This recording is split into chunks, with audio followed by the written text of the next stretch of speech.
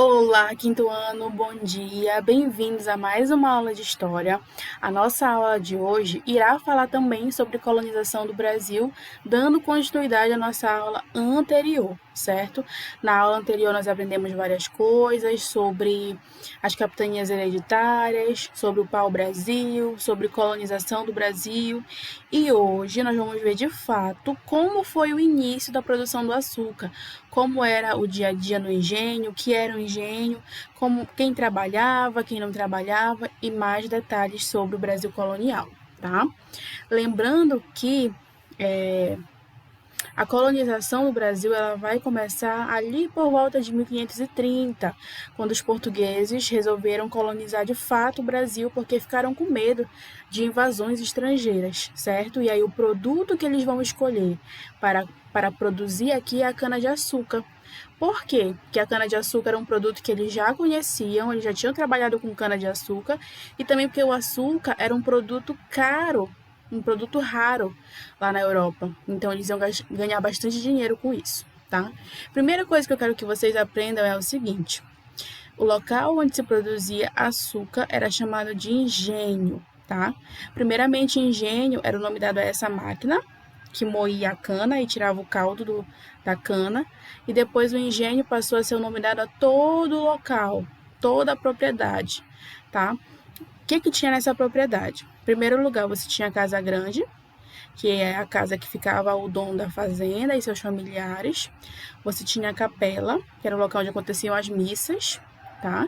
Você tinha a casa de engenho, que era o local onde era moída a cana e onde era produzido o açúcar. Você tinha a lavoura e você tinha a senzala, que era o local onde ficavam os escravos. Todo o trabalho feito nos engenhos era feito pelos escravos africanos, tá? Essas pessoas eram trazidas de maneira forçada da África para trabalhar aqui no Brasil sem ganhar um tostão, certo? Dá para ver aqui, ó, os trabalhadores. Todo o trabalho era feito por eles, desde tirar a cana da lavoura, transportar a cana, moer a cana, fazer o açúcar, tudo era feito por eles. É claro que aqui nessa imagem parece tudo muito próximo, né? Mas não, no engenho real era tudo muito distante, era um trabalho muito pesado. Na outra imagem que eu vou mostrar para vocês, dá para a gente ter uma noção melhor de como era dividido. Ó. Aqui a casa grande, ó. Aqui a senzala, era um ambiente só para todos os escravos, tá? Um ambiente só. Aqui a capela. Aqui, ó, a moenda, onde eles moíam a cana. Aqui onde eles faziam o açúcar. E lá no final, a lavoura. Dá para ver aqui nas imagens menores, ó, eles colocando a cana para moer e sair o caldo. Aqui eles fervendo o caldo para tirar o açúcar. Aqui fazendo a parte final da produção. Muito interessante que eu vou falar para vocês é que a forma de fazer a moinha se movimentar era diferente dependendo do engenho. Vou já mostrar para vocês. Por exemplo, aqui nesse engenho, ó, o que movia a moenda era a força do rio. Então, o rio movia essa roda e essa roda movia a moenda. Já numa outra imagem que eu vou mostrar para vocês, olha, o que movia a moenda era a força humana. Aqui eles vão girando essa manivela e aqui esses rodos vão moendo a cana. Nessa outra imagem já são os bois, tá? Os bois que fazem todo o trabalho de movimentar aqui a manivela para poder moer a cana, tá? Então, dependendo da fazenda, dependendo do engenho, era diferente a forma de mover a moenda. Às vezes era pela força da água, às vezes pela força humana e às vezes pela força animal, certo? Ó, aqui com mais detalhes, ó, como funcionava a moenda movida pela força da água. Então, a força da água mexia aqui essa grande roda que ia movimentar a moenda. Era uma grande engenharia, tá? Claro que essa forma aqui era a mais cara. Nem todos os engenhos tinham condições de ter uma moenda dessa.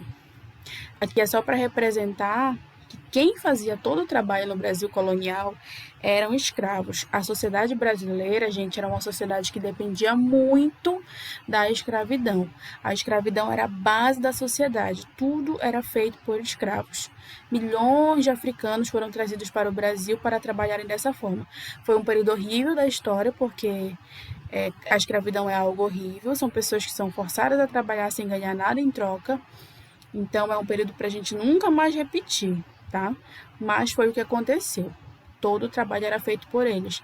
Não só dentro dos engenhos, como também nas cidades. Eles faziam os mais diversos trabalhos, tá? E também dentro das casas, ó. Eles poderiam ser escravos domésticos, que cozinhavam, limpavam, cuidavam das crianças. Tudo eles faziam, ok? O trabalho dos escravos era um trabalho bastante complicado, porque eles acordavam muito cedo, dormiam muito tarde, chegavam a trabalhar 14 horas por dia, 16 horas por dia. A alimentação era precária demais, então era muito, muito difícil. Eles vão ficar dessa maneira quase 400 anos. A escravidão ela só vai ser abolida em 1888. Então, são quase 400 anos de escravidão no Brasil, tá? Outro ponto que eu queria falar com vocês era em relação à sociedade colonial, tá? Que a gente consegue ver um casal, ó, um homem e uma mulher, um senhor e uma senhora, brancos, provavelmente descendentes de portugueses.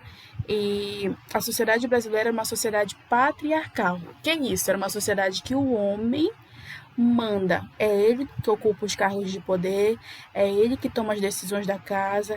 Tudo gira em torno do homem, é uma sociedade patriarcal.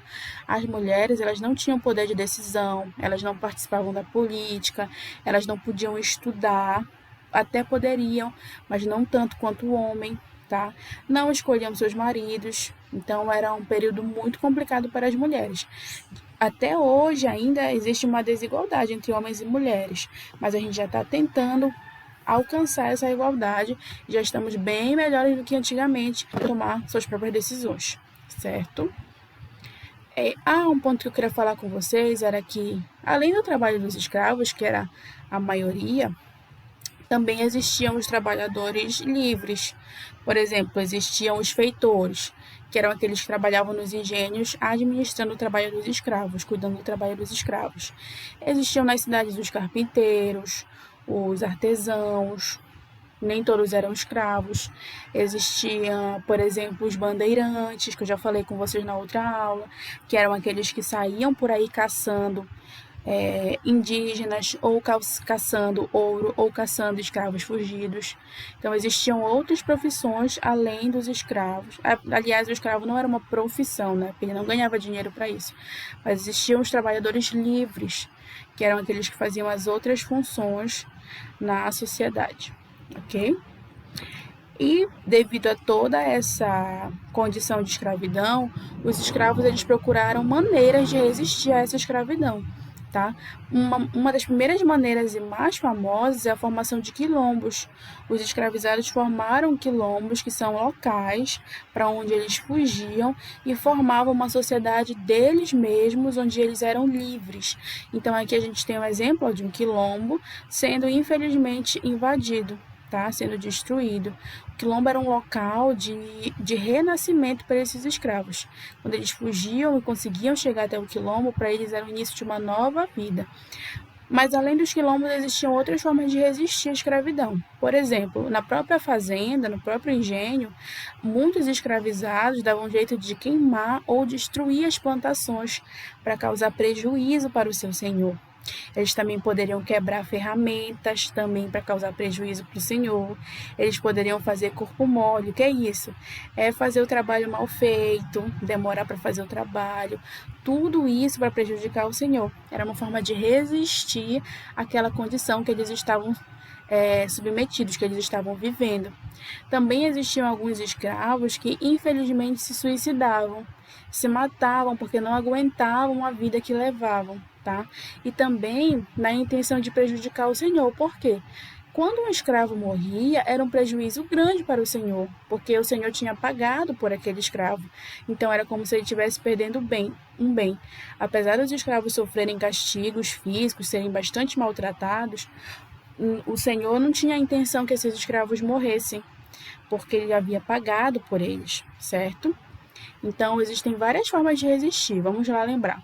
Formação de quilombos era uma forma de resistir à escravidão, quebrar ferramentas, queimar plantações, o suicídio e, além disso, a própria cultura africana era uma forma de os escravizados existirem, porque quando você mantém a sua cultura e as suas tradições, você se torna mais forte e você acaba sempre vivendo mais, porque quando você mantém a sua cultura, quando você dança, quando você canta, quando você reza para os seus deuses, você mantém a sua cultura viva. E se sua cultura está viva, você vive também. Mesmo que você morra, você repassou essa cultura para os seus filhos, para os seus netos. Então a cultura, ela nunca morre. É por isso que até hoje nós temos bastante heranças africanas na nossa sociedade brasileira. Nós temos palavras africanas, nós temos comidas africanas, nós temos danças africanas. Tudo isso porque esses escravizados conseguiram resistir, manter a sua cultura e fazer com que essa cultura chegasse até nós, certo? Então, a própria cultura foi uma maneira deles resistirem à escravidão. Então é isso, pessoal. Na aula de hoje foi muito rico, nós falamos sobre vários temas. Vamos lá lembrar desde o início. Vimos como era um engenho, todos os detalhes. Vimos que quem trabalhava eram os escravizados, vimos os tipos de moenda, que poderia ser uma moenda movida pela força da água, pela força humana, pela força animal. Vimos também todo o trabalho feito pelos escravizados, que era bastante complicado, passavam o dia todo trabalhando, se alimentavam mal. Vimos que a sociedade brasileira era patriarcal, o homem é que tomava as decisões. Vimos as formas de resistência dos escravizados. Então é isso, meus amores. Um beijo e até a próxima aula.